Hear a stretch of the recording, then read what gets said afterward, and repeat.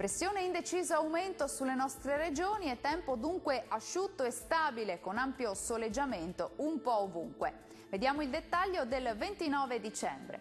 Sul Veneto deciso miglioramento del tempo, sarà infatti una bella giornata di sole su tutti i settori con il cielo che si presenterà sereno o al massimo velato. Non sono attese precipitazioni degne di nota.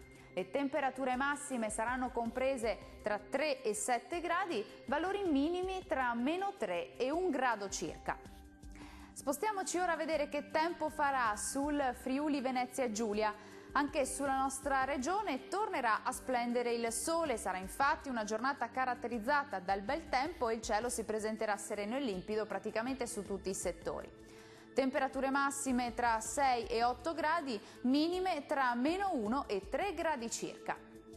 Concludiamo infine con uno sguardo al Trentino Alto Adige. Migliora il tempo sulla nostra regione, ampio soleggiamento ovunque, il cielo sarà sereno o al più con poche nubi sparse e con deboli nevicate sui confini alpini.